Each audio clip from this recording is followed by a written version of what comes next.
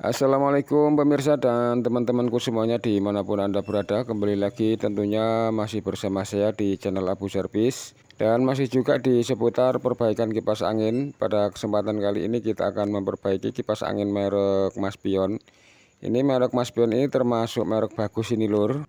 Segera akan kita identifikasi kerusakannya supaya kita segera mendapatkan gambaran tentang kerusakan yang terjadi pada kipas angin ini.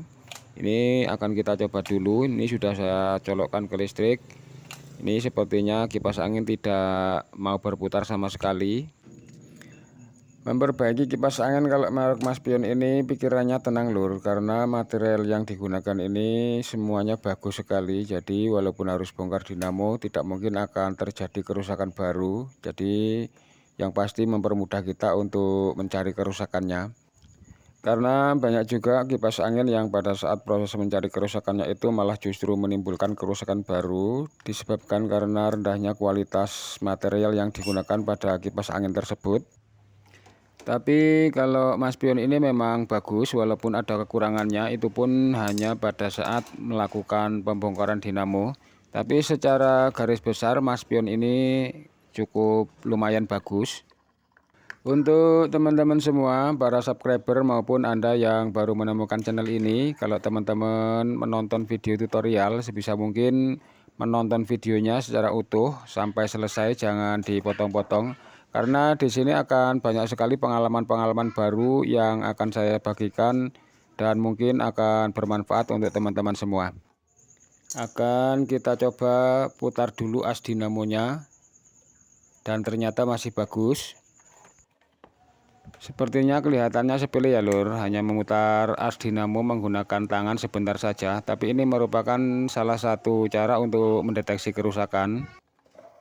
Karena dari situ kita akan mendapatkan sedikit informasi tentang penyebab kerusakan, yang nantinya informasi-informasi tersebut akan kita kumpulkan sebagai bahan pertimbangan untuk menentukan kerusakan yang terjadi pada kipas angin tersebut.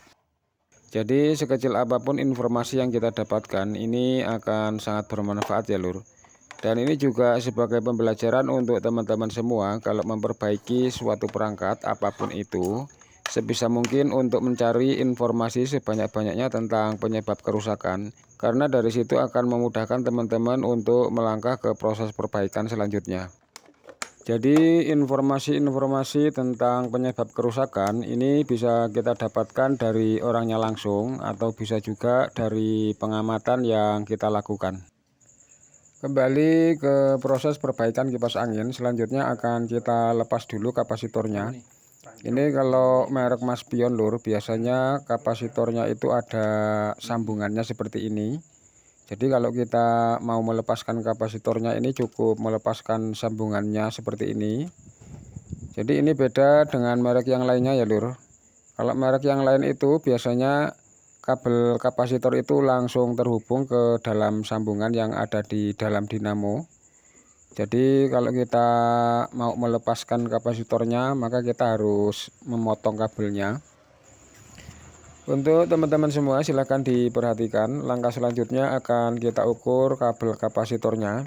Karena dari hasil pengukuran yang kita lakukan ini, harapannya nanti kita akan mendapatkan informasi tambahan sebagai bahan pertimbangan bagi kita untuk menyimpulkan apa yang rusak pada kipas angin ini, sehingga kipas angin tidak bisa berputar sama sekali. Ini sudah kita lakukan pengukuran dan ternyata jarum avometer bergerak, berarti gulungan dinamo masih dalam keadaan bagus. Maka di sini dapat kita simpulkan bahwa yang mati adalah termofuse-nya. Segera akan kita lakukan pembongkaran dinamo. Untuk teman-teman semua, dalam memperbaiki suatu perangkat apapun itu, tidak hanya pada kipas angin saja. Ini biasakan untuk belajar menganalisa sebuah kerusakan. Karena dari situ kita akan mampu mengidentifikasi bagian mana yang rusak dan menentukan komponen apa yang harus kita ganti. Bahkan kita akan bisa mengetahui penyebab kerusakan pada perangkat tersebut ya lur. Mengapa ini penting kita harus belajar menganalisa sebuah kerusakan? Karena kalau kita ibaratkan dokter itu kalau salah mendiagnosa sebuah penyakit, maka obat yang diberikan tentunya tidak mungkin akan bisa tepat sasaran ya lur. dan yang pasti penyakitnya tidak mungkin akan bisa sembuh.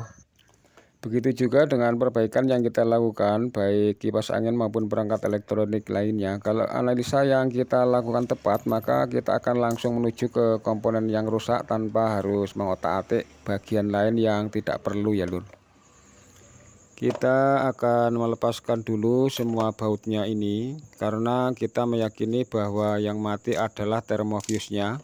Sedangkan termofuse itu berada di antara gulungan dinamo. Jadi harus kita bongkar dulu dinamonya ya lur. Ini sekaligus akan saya beritahukan kepada teman-teman semua tentang rahasia kipas angin bagus sekelas merek Maspion ini. Kalau kerusakannya mati total, itu yang sering mati atau rusak adalah termofuse-nya. Kalau untuk sambungannya ini jarang sekali putus, karena kalau merek Maspion ini kan kawat gulungannya asli tembaga ya lur. Jadi semua sambungannya ini disolder sangat kuat sekali. Dan ini adalah salah satu kekurangan Maspion seperti yang saya katakan tadi di awal. Kekurangannya adalah pada saat melakukan pembongkaran dinamo ya ini lur. Kenapa kok kabelnya harus dimasukkan ke lubang seperti ini ya lur? Ini akan sangat menyulitkan sekali. Coba kalau penutupnya ini seperti kipas angin merek Cina itu yang tidak ada lubangnya, ini akan lebih memudahkan lagi ya lur. Tapi yo rapopo lah, rakyat angel sedikit yang penting iso dibuka ya lur. Ini akan kita cari dulu termofuse-nya. Mana ini kok nggak kelihatan? Oh ini udah ketemu. Nah ini dia sudah ketemu termofuse-nya ya lur. Sebentar kita pisahkan dulu. Ini akan kita cari kaki termofuse-nya. Nah ini sudah ketemu. Kita buka dulu isolator pembungkus sambungannya ini. Untuk pengukuran termofuse ini bisa dilakukan pada posisi masih tersambung seperti ini, atau bisa juga diukur setelah dipotong. Jadi termofuse bisa diukur dalam kondisi apapun, baik masih terhubung maupun sudah dilepaskan dari sambungannya.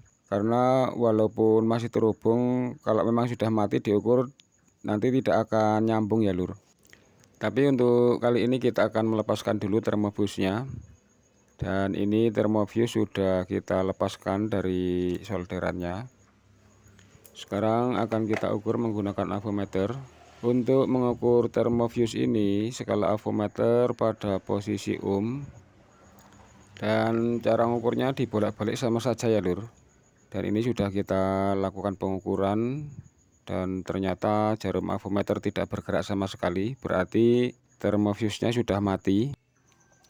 Dan ini sudah saya persiapkan termofuse yang baru sebagai penggantinya. Tapi sebelumnya akan kita pasang dulu isolator pembungkus kaki termofuse-nya ini. Karena kaki termofuse ini kan jaraknya sangat berdekatan ya lur. Jadi kalau tidak kita pasang isolator pembungkus sambungannya ini nanti bisa short. Isolator yang kita pasang ini adalah isolator bekas termofuse yang sudah mati ya lur. Kita lepaskan, kemudian kita pasang ke termofuse yang baru. Karena isolator ini bukan alat atau komponen ya lur. Ini hanya sebagai pelengkap atau pelindung saja. Jadi walaupun bekas tetap masih bisa digunakan. Tapi walaupun bukan komponen utama, isolator ini fungsinya sangat besar sekali, yaitu untuk melindungi kaki termofuse supaya tidak short. Ini isolator sudah selesai kita pasang. Kemudian akan kita pasang termofuse-nya.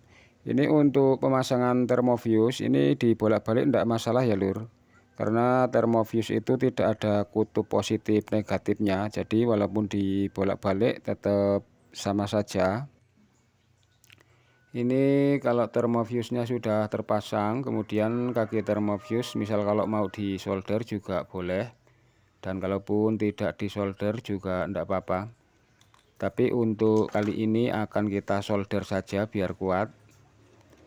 Tapi sebentar saja ya lur, jangan lama-lama. Thermoview sudah selesai kita pasang, termasuk dinamo dan kapasitor juga sudah kita pasang semuanya. Sekarang akan kita coba. Kita putar dulu tombol speed biar nanti begitu dicolokkan langsung hidup ya lur.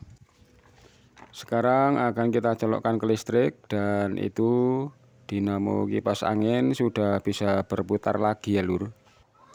Dan saya kira cukup sekian video kita kali ini. Sekiranya ada yang perlu ditanyakan silahkan ditanyakan di kolom komentar. Sampai jumpa lagi pada video berikutnya. Mudah-mudahan video ini bermanfaat untuk teman-teman semua. Saya akhiri, wassalamualaikum warahmatullahi wabarakatuh.